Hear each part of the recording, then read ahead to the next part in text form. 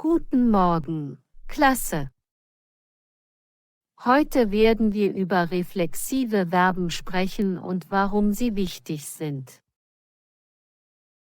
Heute werden wir über reflexive Verben sprechen und warum sie wichtig sind. Habt ihr schon einmal von reflexiven Verben gehört? Habt ihr schon einmal von reflexiven Verben gehört? Wisst ihr, was reflexive Verben sind? Wisst ihr, was reflexive Verben sind? Nein, ich habe keine Ahnung. Nein, ich habe keine Ahnung. Ich habe noch nie davon gehört. Ich habe noch nie davon gehört. Ja, ich habe gehört, dass es Verben sind, bei denen das Subjekt auch das Objekt ist. Ja, ich habe gehört, dass es Verben sind, bei denen das Subjekt auch das Objekt ist. Ich weiß es nicht sicher, aber ich denke, dass es etwas damit zu tun hat, dass man sich selbst etwas tut. Ich weiß es nicht sicher, aber ich denke, dass es etwas damit zu tun hat, dass man sich selbst etwas tut. Gut, ihr seid auf dem richtigen Weg. Gut, ihr seid auf dem richtigen Weg. Reflexive Verben sind Verben, bei denen das Subjekt sowohl handelt als auch das Objekt der Handlung ist. Reflexive Verben sind Verben, bei denen das Subjekt sowohl handelt als auch das Objekt der Handlung ist. Das bedeutet, dass das Subjekt sich selbst etwas tut oder dass die Handlung sich auf das Subjekt selbst bezieht. Das bedeutet, dass das Subjekt sich selbst etwas tut oder dass die Handlung sich auf das Subjekt selbst bezieht. Warum sind sie wichtig? Warum sind sie wichtig? Nun, reflexive Verben sind in vielen alltäglichen Situationen sehr nützlich. Wenn wir über uns selbst sprechen. Nun, reflexive Verben sind in vielen alltäglichen Situationen sehr nützlich. Wenn wir über uns selbst sprechen. Oder wenn wir unsere Handlungen auf uns selbst beziehen möchten. Oder wenn wir unsere Handlungen auf uns selbst beziehen möchten. Aber, wie weiß man, ob ein Verb reflexiv ist oder nicht? Aber, wie weiß man, ob ein Verb reflexiv ist oder nicht? Können Sie uns einige Beispiele geben? Können Sie uns einige Beispiele geben? Normalerweise haben reflexive Verben ein sich vor dem Infinitiv. Normalerweise haben reflexive Verben ein sich vor dem Infinitiv. Zum Beispiel sich waschen, sich anziehen, sich setzen. Zum Beispiel sich waschen, sich anziehen, sich setzen. Ach so, jetzt verstehe ich. Aber wie benutzt man reflexive Verben im Satz? Ach so, jetzt verstehe ich. Aber wie benutzt man reflexive Verben im Satz? Gute Frage. Wenn wir ein reflexives Verb verwenden, muss das reflexive Pronomen im Akkusativ oder im Dativ stehen. Wenn wir ein reflexives Verb verwenden, muss das reflexive Pronomen im Akkusativ oder im Dativ stehen. Wenn das reflexive Verb im Akkusativ steht, benutzen wir mich, dich, sich, oder uns. Wenn das reflexive Verb im Akkusativ steht, benutzen wir mich, dich, sich oder uns. Wenn es im Dativ steht, benutzen wir mir, dir, sich oder uns. Wenn es im Dativ steht, benutzen wir mir, dir, sich oder uns. Kannst du uns ein Beispiel geben? Kannst du uns ein Beispiel geben? Ja, sicher. Zum Beispiel, ich wasche mich jeden Morgen oder ich sehe mich im Spiegel. Zum Beispiel, ich wasche mich jeden Morgen oder ich sehe mich im Spiegel. Hier wird mich als Objekt des Verbs verwendet. Also verwenden wir das reflexive Pronomen sich im Akkusativ. Hier wird mich als Objekt des Verbs verwendet. Also verwenden wir das reflexive Pronomen sich im Akkusativ. Verstanden? Ja, ich denke, ich verstehe wenig. Ja, ich denke, ich verstehe wenig. Können Sie uns mehr Beispiele geben? Können Sie uns mehr Beispiele geben? Ja, sicher. Zum Beispiel, wenn wir uns setzen, verwenden wir reflexive Verben. Ja, sicher. Zum Beispiel, wenn wir uns setzen, verwenden wir reflexive Verben. Wir sagen, ich setze mich anstatt ich setze. Wir sagen, ich setze mich anstatt ich setze. Wenn wir uns anziehen, sagen wir, ich ziehe mich an, anstatt ich ziehe an. Wenn wir uns anziehen, sagen wir, ich ziehe mich an, anstatt ich ziehe an. Hier beziehen wir unsere Handlungen auf uns selbst. Hier beziehen wir unsere Handlungen auf uns selbst. Und deshalb verwenden wir reflexive Verben. Und deshalb verwenden wir reflexive Verben. Ja, ich habe eine weitere Frage. Ja, ich habe eine weitere Frage. Gibt es Verben, die nur reflexiv verwendet werden können? Gibt es Verben, die nur reflexiv verwendet werden können? Ja, tatsächlich gibt es einige Verben, die nur reflexiv verwendet werden können. Ja, tatsächlich gibt es einige Verben, die nur reflexiv verwendet werden können. Ein Beispiel ist sich beeilen. Wir können nicht sagen, ich beeile, sondern ich beeile mich.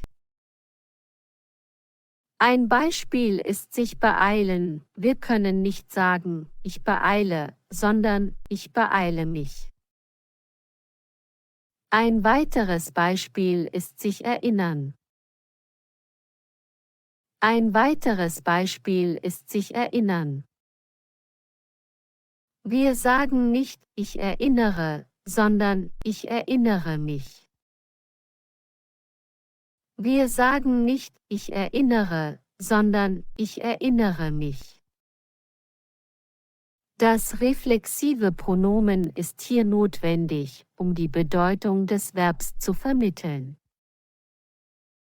Das reflexive Pronomen ist hier notwendig, um die Bedeutung des Verbs zu vermitteln. Interessant. Gibt es auch Verben, die reflexiv oder nicht reflexiv verwendet werden können? Interessant. Gibt es auch Verben, die reflexiv oder nicht reflexiv verwendet werden können? Ja, einige Verben können sowohl reflexiv als auch nicht reflexiv verwendet werden, je nach Bedeutung. Ja, einige Verben können sowohl reflexiv als auch nicht reflexiv verwendet werden, je nach Bedeutung. Ein Beispiel ist waschen. Ein Beispiel ist waschen.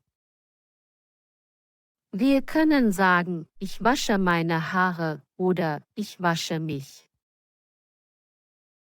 Wir können sagen, ich wasche meine Haare oder ich wasche mich. Wenn wir ich wasche meine Haare sagen, verwenden wir das Verb nicht reflexiv. Wenn wir ich wasche meine Haare sagen, verwenden wir das Verb nicht reflexiv. Da das Subjekt ich nicht das Objekt ist.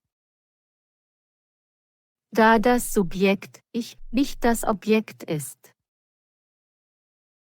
Aber wenn wir ich wasche mich sagen, verwenden wir das Verb reflexiv. Aber wenn wir ich wasche mich sagen, verwenden wir das Verb reflexiv. Da das Subjekt ich auch das Objekt ist. Da das Subjekt ich auch das Objekt ist. Ich habe eine weitere Frage. Wie kann man reflexive Verben verwenden, um über unsere Gefühle und Empfindungen zu sprechen? Wie kann man reflexive Verben verwenden, um über unsere Gefühle und Empfindungen zu sprechen? Reflexive Verben können verwendet werden, um über unsere Gefühle und Empfindungen zu sprechen. Reflexive Verben können verwendet werden, um über unsere Gefühle und Empfindungen zu sprechen. Wir können sagen, ich freue mich auf das Wochenende oder ich fühle mich heute nicht so gut. Wir können sagen, ich freue mich auf das Wochenende oder ich fühle mich heute nicht so gut. Wir können auch reflexive Verben verwenden, um über unsere Handlungen und ihre Auswirkungen auf uns selbst zu sprechen. Wir können auch reflexive Verben verwenden, um über unsere Handlungen und ihre Auswirkungen auf uns selbst zu sprechen. Wir können sagen, ich habe mich verletzt oder ich habe mich entschieden, ins Ausland zu gehen. Wir können sagen, ich habe mich verletzt oder ich habe mich entschieden, ins Ausland zu gehen. In allen diesen Fällen drückt das reflexive Verb aus, dass das Subjekt sowohl die Handlung als auch die Auswirkungen auf sich selbst erlebt. In allen diesen Fällen drückt das reflexive Verb aus, dass das Subjekt sowohl die Handlung als auch die Auswirkungen auf sich selbst erlebt. Das ist wirklich nützlich. Gibt es noch andere Anwendungen von reflexiven Verben? Das ist wirklich nützlich. Gibt es noch andere Anwendungen von reflexiven Verben? Ja, es gibt noch viele andere Anwendungen von reflexiven Verben. Ja, es gibt noch viele andere Anwendungen von reflexiven Verben. Zum Beispiel können wir sie verwenden, um über Gewohnheiten und Routinen zu sprechen. Zum Beispiel können wir sie verwenden, um über Gewohnheiten und Routinen zu sprechen. Zum Beispiel können wir sagen, ich wasche mich jeden Morgen oder ich rasiere mich alle 2 Tage. Zum Beispiel können wir sagen, ich wasche mich jeden Morgen oder ich rasiere mich alle 2 Tage. Diese Sätze drücken aus, dass das Subjekt diese Handlungen regelmäßig ausführt. Diese Sätze drücken aus, dass das Subjekt diese Handlungen regelmäßig ausführt. Ah, ich verstehe. Ich habe eine weitere Frage. Was ist der Unterschied von der Bedeutung zwischen ich setze mich und ich setze? Was ist der Unterschied von der Bedeutung zwischen ich setze mich und ich setze? Ich setze mich und ich setze haben unterschiedliche Bedeutungen. Ich setze mich und ich setze haben unterschiedliche Bedeutungen. Weil in dem einen ein Reflexivpronomen enthalten ist und in dem anderen nicht. Weil in dem einen ein Reflexivpronomen enthalten ist und in dem anderen nicht. Ich setze mich bedeutet, ich setze mich hin oder ich setze mich, je nach Kontext. Ich setze mich bedeutet, ich setze mich hin oder ich setze mich, je nach Kontext. Das Reflexivpronomen mich zeigt an, dass das Subjekt die Handlung an sich selbst ausführt. Das Reflexivpronomen mich zeigt an, dass das Subjekt die Handlung an sich selbst ausführt. Ich setze bedeutet dagegen, ich stelle oder ich lege. Ich setze bedeutet dagegen, ich stelle oder ich lege. In diesem Satz ist kein Reflexivpronomen enthalten. In diesem Satz ist kein Reflexivpronomen enthalten. Daher führt das Subjekt die Handlung nicht an sich selbst aus, sondern an etwas anderem. Daher führt das Subjekt die Handlung nicht an sich selbst aus, sondern an etwas anderem. Die Hauptunterschiede in der Bedeutung zwischen den beiden Sätzen sind also, dass ich setze mich eine selbstgerichtete Handlung des Hinsetzens anzeigt. Die Hauptunterschiede in der Bedeutung zwischen den beiden Sätzen sind also, dass ich setze mich eine selbstgerichtete Handlung des Hinsetzens anzeigt, während ich setze einfach eine Handlung des Stellens oder Legens. Während ich setze einfach eine Handlung des Stellens oder Legens. Von etwas ohne Bezug auf das Subjekt selbst anzeigt. Von etwas ohne Bezug auf das Subjekt selbst anzeigt. Danke für die Erklärungen. Danke für die Erklärungen. Ich denke, ich verstehe jetzt besser, wie man reflexive Verben verwendet. Ich denke, ich verstehe jetzt besser, wie man reflexive Verben verwendet. Es war mir eine Freude, euch zu helfen. Es war mir eine Freude, euch zu helfen. Wenn ihr weitere Fragen habt oder weitere Erklärungen benötigt, stehe ich euch gerne zur Verfügung. Wenn ihr weitere Fragen habt oder weitere Erklärungen benötigt, stehe ich euch gerne zur Verfügung.